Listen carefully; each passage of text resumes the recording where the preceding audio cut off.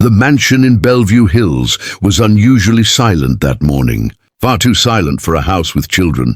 And then it happened. A small, fragile sound, so delicate that even the air itself seemed to pause just to listen. Daddy Elalana. Ashford froze at the doorway. Her Hermes handbag slipped from her hand and hit the marble floor with a soft clack. She was nearly petrified, her emerald green eyes widening, locked onto the scene before her. Her twin daughters, Ruby and Pearl, children who had never spoken a single word in all 5 years of their existence, were sitting on the soft wool rug, their sparkling eyes turned toward the man kneeling on the floor. Caleb Winters, in his faded navy janitorial uniform, work gloves still on his hands, had his arms open toward the girls. His voice trembled as he whispered, "It's okay, sweetheart. Daddy's here." And then the sound came again, clearer, stronger. "Daddy!" This time from the other child. In that moment, everything inside Eleanor plunged into a void. Her chest tightened, her throat burned dry, her whole body locked in place. Her daughters, born paralyzed, unable to walk, unable to speak, were now moving their lips, forming the first word of their lives, a word that shattered every diagnosis the top specialists had ever given. She couldn't breathe. For 5 years, experts from Seattle, Children's Medical Center, had insisted Ruby and Pearl would never speak. Therapists said their brains couldn't process language. But here in her own home, the impossible was happening. Her 2 children were calling the janitor, "Daddy!" Caleb had no idea Eleanor was standing there. His eyes were gentle, wholly focused on the girls, his warm voice soft, as if any louder sound might cause the fragile moment to dissolve. "Sweetheart, say it again," he coaxed gently. Eleanor's heart sank to the very bottom. She had spent millions of dollars on hospitals, therapies, machines, and doctors. She had prayed quietly and cried in places where no one could see.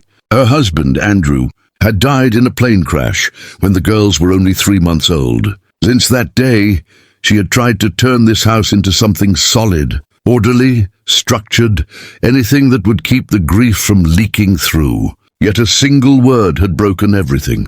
She stepped back slowly before anyone could notice she'd been there.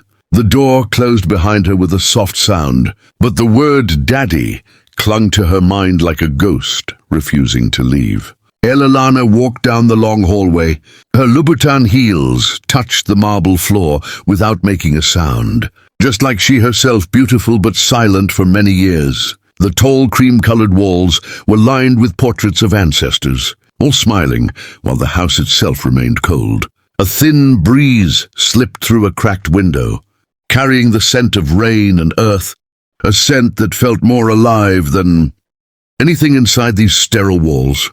She reached her study, a room of dark wood and leather, and sank into the chair behind her imposing desk. The same desk where she had signed countless checks for treatments that had seemingly done nothing. But they had spoken. The thought was a hurricane in her mind.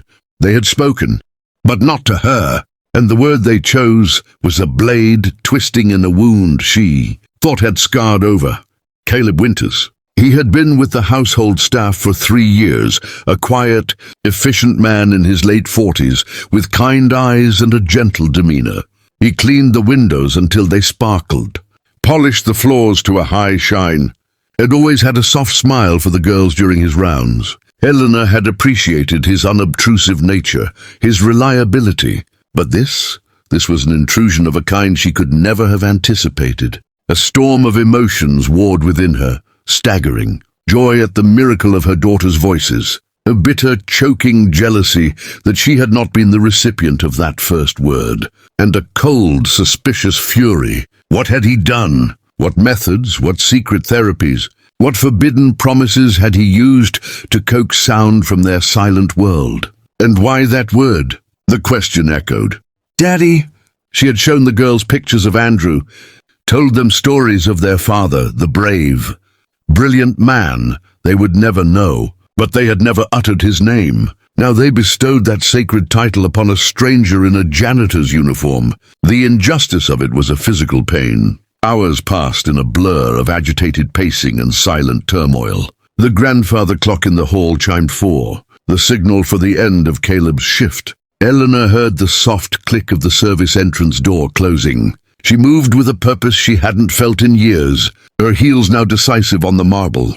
She found him by the staff lockers in the East Wing, shrugging off his uniform jacket.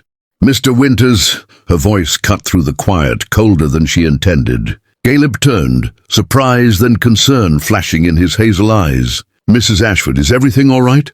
Are the girls—" "What did you do?" She interrupted, her composure cracking. "What did you do to my daughters?"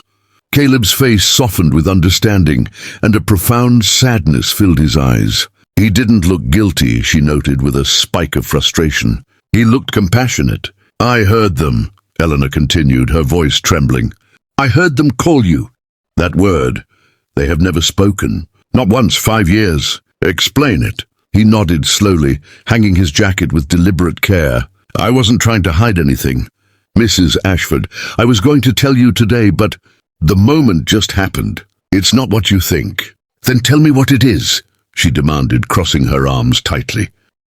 Over her chest, a barrier against the vulnerability threatening to overwhelm her. "It started a few months ago," he began, his voice low and steady.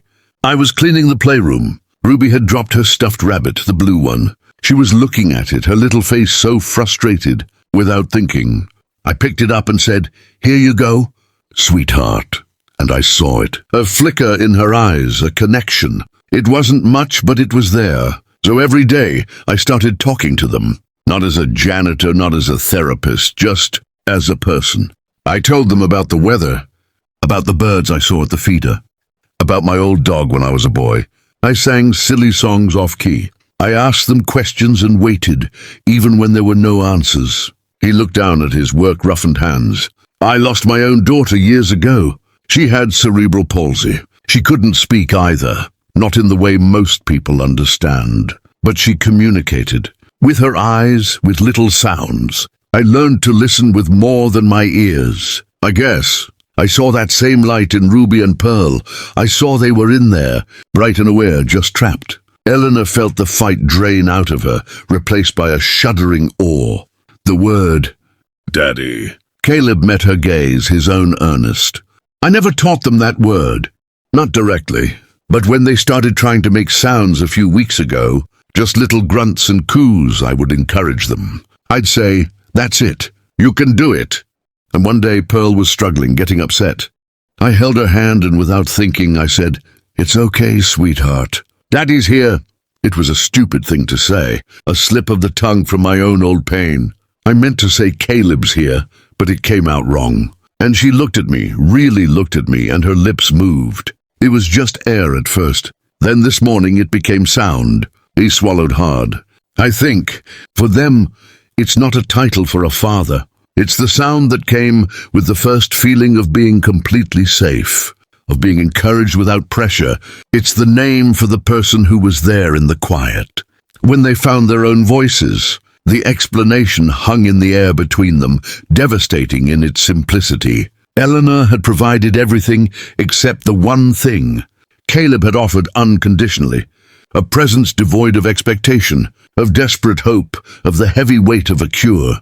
She had been a general marshalling forces in a war against their condition. He had simply been a friend sitting with them in the trenches. The jealousy didn't vanish, but it transformed into a profound, aching humility.